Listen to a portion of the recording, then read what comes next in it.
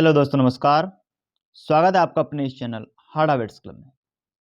देखिए, जो स्क्रीन पर आपको भैंस दिखाई दे रही है, यह पिछले कई दिनों से अपने एक पैर को सीधा नहीं कर पाती है और ये फिर झटके मार मार कर चलती है।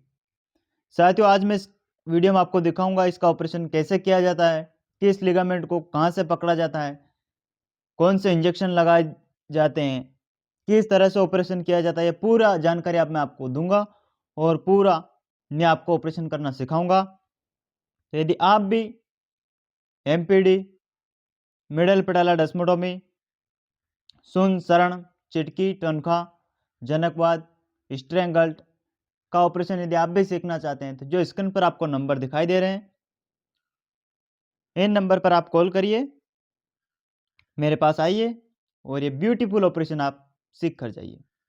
देखिए, जो मैं केस देख रहा हूं और ये जो स्क्रीन पर आपको भैंस दिखाई दे रही है, यह पिछले कई दिनों से अपने इस पैर को झटका मार के चल रही है, जैसा आप इस वीडियो में देख रहे हैं। देखिए, जो भी प्रैक्टिशनर भाई प्रैक्टिस करते हैं, फील्ड में ट्रीटमेंट करते हैं, उनका भाई एक ही सपना रहता है कि हम एमपीडी करना सीख जाएं, क्योंकि एआई तो वह करते ही रहते हैं, इलाज भी करते हैं, सारा कुछ सीख जाते हैं, लेकिन जब वो फील्ड में जाते हैं तो उनको वहाँ पर एमपीडी का केस देखने को मिलता है और वह फिर वहाँ पर सोचते हैं कि शायद यह काम मैं भी कर सकूँ। तो साथियों, आप बिना सीखे इस काम को नहीं कर सकते हैं। यदि आपको सीखना ही है तो आपको प्रैक्टिकल करना पड़ेगा, हमारे पास आना पड़ेगा, इसको सीखना पड़ेगा। उसके बाद आप किसी भी गाय भैंस में इस ऑपरेशन को सक्सेसफुली कर पाएंगे। ये देखिए, ऑपरेशन करने से पहले इस भैंस को मैंने 1 ml जाइलाजिन आईवी दिया है। अब ये 1 ml देने के पीछे रीजन क्या है?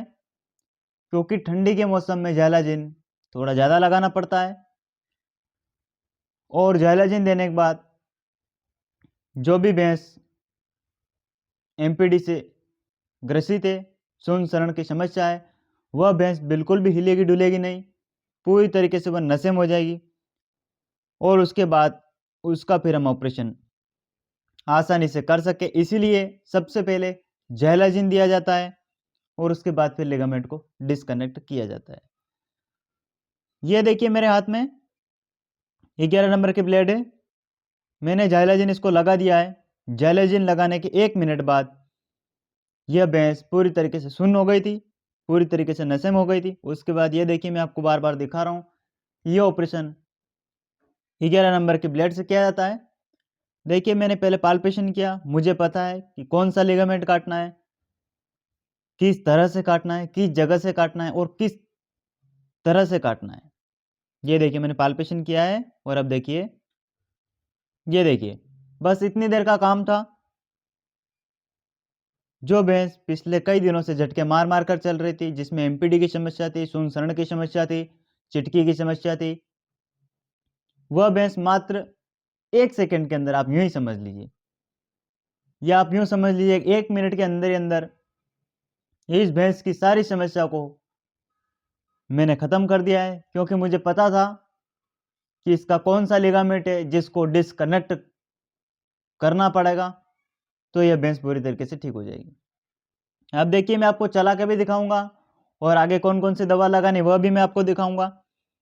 साथियों, इस ऑपरेशन की ब्यूटी यही है कि इसमें बिल्कुल भी ब्लड नहीं आता है, बिल्कुल भी घाव नहीं बनता है, कुछ भी नहीं होता है।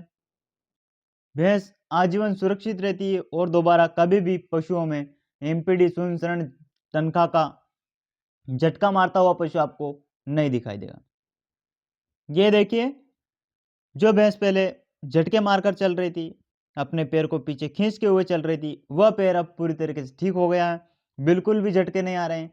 पशु मालिक बेहद खुश है, क्योंकि उनकी यह भैंस कई दिनों से पैर सीधे नहीं कर पा रहे थे और कई बार झटके मारकर चल रहे थे। इसके कारण यह भैंस भी दुबली हो गई थी और पशु मालिक काफ़ी परेशान थे। जैसे मैं यहाँ पर आया, मैंने जाइलाजिन दिया और मैंने इस पशु का ऑपरेशन किया, तुरंत यहाँ पर सब लोग खुश हो गए, क्योंकि मैंने यहाँ पर न तो इस भैंस को नीचे गिराया है, मैंने सीधे इसको स्टैंडिंग पोजीशन में ऑपरेशन किया है और कुछ सेकंड के अंदर ही अंदर मैंने मात्र एक छोटी सी 11 नंबर की ब्लेड लगाई और हल्का सा एक झटका मारा और यह भैंस पूरी तरीके से ठीक हो गई। साथियों, यदि आप भी इस ब्यूटीफुल ऑपरेशन को सीखना चाहते हैं, अपनी फील्ड में धूम मचाना चाहते हैं, तो ज़रूर आप इस ऑपरेशन को सीखिए और जो भी बेजुबान जानवर आपके एरिया में, आपके फील्ड में आपको मिलते हैं, इन बेजुबान पशुओं की आप सेवा ज़रूर करिए। ये देखिए, अब ऑपरेशन हो चुका है। अब मैं यहाँ पर आयोडीन लोशन लाया हूँ, जहाँ पर मैंने ऑपरेशन किया वहाँ पर। यहाँ पर ब्लड तो बिल्कुल नहीं निकला है, न घाव बना, लेकिन फिर भी हम यहाँ पर सावधानी बरतते हैं। हम यहाँ पर लोशन लगा देते हैं ताकि कोई भी मक्खी मच्छर ना बैठे या कोई यहाँ से धूल वगैरह अंदर ना चले जाए, जिसके कारण क्या होता है, पशु लंगड़ा हो जाए कभी, क्या होता है। इसी के लिए आप वहाँ पर ये सावधानी ज़रूर बरतें, उस जगह को अच्छे से साफ रखें। वहाँ पर आप आयोडीन वगैरह लगा सकते हैं ताकि वहाँ पर कुछ भी घाव ना बने। वह लगाने के बाद अगली बारी हमारी आती है कि हमें यहाँ पर इंजेक्शन कौन-कौन से लगाने हैं। पहला इंजेक्शन हमें यहाँ पर इंडोफ्लोक्सासिन 20 ml, दूसरा इंजेक्शन मेलोनेक्स प्लस 20 ml और तीसरा इंजेक्शन हम यहाँ पर बेलामिल लगाएंगे। 3 इंजेक्शन लगाने का रीज़न क्या है? पहला इंजेक्शन एंटीबायोटिक इसीलिए लगाया जा रहा है, इंडोफ्लोक्सासिन, ताकि यहाँ पर भैंस के पैर में कोई भी इन्फेक्शन ना फैले और कोई भी दर्द ना पनपे। दूसरा इंजेक्शन हमने जो मेलोनेक्स प्लस चूज़ किया है, उसका रीज़न ये है कि भैंस के पैर में यदि हल्की-फुल्की कहीं पर मोच आ जाए या हल्की-फुल्की कहीं पर स्वेलिंग आ जाए, दर्द बन जाए, तो वह दर्द आगे ना बढ़े, स्वेलिंग आगे ना आए, सूजन ना आए। इसी के लिए यहाँ पर हमें मेलोनेक्स प्लस लगाया।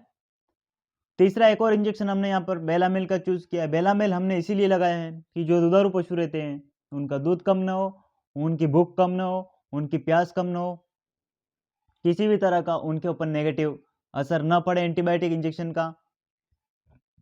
इसी के लिए हमने उसको बेलामिल दिया है। साथियों, ये पूरी टेक्निक है एमपीडी करने की। इस तरह से यदि आप हर बारीकी का ध्यान रखेंगे तो साथियों आप भी एमपीडी आसानी से कर सकते हैं। जो भी डॉक्टर हमारे पास आना चाहता हो, एमपीडी सीखना चाहता हो, सुन का ऑपरेशन सीखना चाहता हो, प्लीज़ आप मेरे इस नंबर पर कॉल करिए, मेरे पास आइए, आप इस ब्यूटीफुल ऑपरेशन को सीख कर जाइए। साथियों, मिलते हैं किसी नेक्स्ट वीडियो में, तब तक के लिए जय हिंद, जय भारत।